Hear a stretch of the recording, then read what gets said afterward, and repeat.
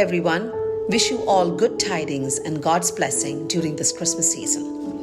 The Bible portion that was given to me for today's devotion is taken from Philippians chapter 4, verses 1 through 7. Therefore, my brothers, you whom I love and long for, my joy and crown, that is how you should stand firm in the Lord, dear friends.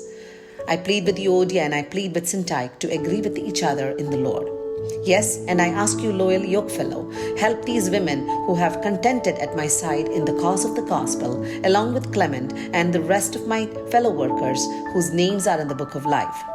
Rejoice in the Lord always. I will say it again, rejoice. Let your gentleness be evident to all. The Lord is near.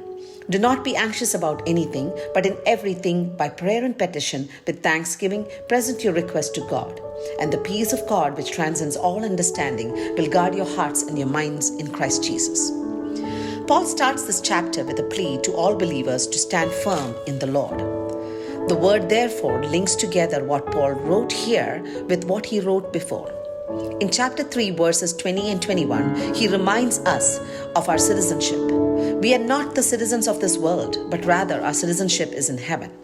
We are to eagerly await the coming of the Savior, Jesus Christ, who brings everything under his control by his power. Christ is capable of transforming our lowly bodies so that we will be like his glorious body. Therefore, Paul says, stand firm. Let our focus be in Christ, who is capable of transforming us, our bodies, our soul, and he is sovereign over everything. Let us stand strong in our faith in him who we belong to. In verse 2, we see Paul pleading with two women, Euodia and Syntyche, to agree with each other. Here Paul addresses relationship problems. Two workers in the church with different opinions. Their broken relationship has started affecting the fellowship of the church. It is possible to work hard for the kingdom of God and yet have broken relationships with others who are committed to the same cause. But there is no excuse to remain unreconciled. Apparently, Euodia and Syntyche had forgotten that they have a greater common ground in Christ Jesus. Do we need to examine our relationship with anyone today? Have we forgotten to reconcile with anyone? Have we lost our focus? In verses 4 through 7, he further explains how to walk the walk. Verse 4 says, rejoice in the Lord always. I will say it again, rejoice. When Paul writes this letter, he was in prison, afflicted and in darkness. It is so strange that a person who is in prison and in his worst first phase of life would ask the church to rejoice. Paul's attitude here teaches us a very valuable lesson. Whatever our circumstances may be, our inner attitude do not have to reflect that. We can easily be discouraged when things do not work the way we like to, or our life circumstances can become very unpleasant. But here Paul urges us again and again to be joyful and not to focus on the unpleasant circumstances. How was he able to rejoice even in the darkness of his life? The key is who he rejoiced. If we read the verse again, he said, rejoice in the Lord. He was full of joy because he knew that no matter what happened, what the circumstances may be, Jesus Christ was with him. The Prince of Peace was walking with him. Ultimate joy comes from Christ dwelling in us. If you have not been joyful lately, it may be time to look at our life from the right perspective. Then he goes on to explain how to change our attitudes towards these circumstances. He asks us to be gentle. What does gentleness mean? It means to be reasonable, fair-minded, and charitable. We are to be gentle to our fellow believers and to those outside of church. Our attitude should reflect this gentleness to others. Let us examine ourselves. Are we gentle to our fellow believers, or do we seek revenge against those who treat us unfairly?